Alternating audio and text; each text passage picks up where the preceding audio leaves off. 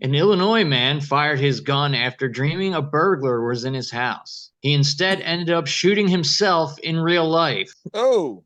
62-year-old Mark DiCara is facing felony charges after he woke up from a nightmare that his home was being broken into, only to find out that he had shot himself in the leg. Deputies arrived to DiCara losing a significant amount of blood, and they had to they asked him, what had happened and everything, and the cops on scene said it was like the first time they've heard all kinds of excuses and everything for why somebody accidentally fired off a gun. That was the first time anybody had ever had a nightmare and fired their gun at nightmare. So they're charging him with possession of a firearm without valid firearm owner's ID card and reckless discharge of a firearm. Mind you, this was a .357 Magnum he shot himself in the leg with. Oh, he was pretty. He was in a pretty bad way when they got him. Yeah, not a small caliber by any means. So isn't that nicknamed the hand cannon? Isn't that what that's called? It's a pretty big gun. It's big enough. Yeah, big enough. It's anywhere I hit you is a problem. Isn't that the Dirty Harry gun, right? Nah, he had a Colt 45, didn't he?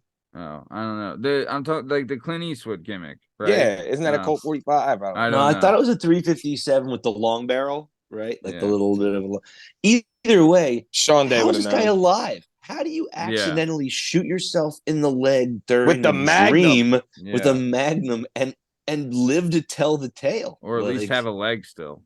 Yeah, pretty believable nightmare, I guess. Wow, wow. I would love to know. I would love to ask, like, what color was the burglar? Right? Like, who'd you think was breaking in? Come on, tell us. All right, like your come on. Nightmare. Yeah, who's in your nightmare? And he's like, it was my mother-in-law. And we're like, oh, justifiably so. Just so we run this back, Liam, did you describe where this was? He got a little CTE. It was in Illinois. Where. Okay, Illinois. So Lake County, Illinois.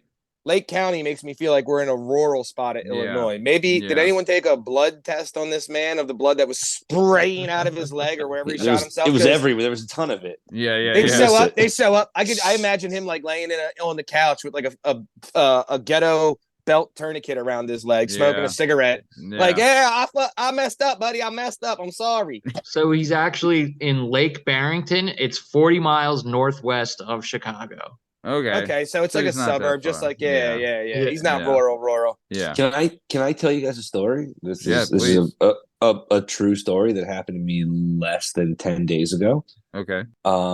I please be broke I broke my big toe. I chipped a piece of my big toe off while I was sleeping. I was laying in bed. I was having a dream. In my dream, I was punting a soccer ball.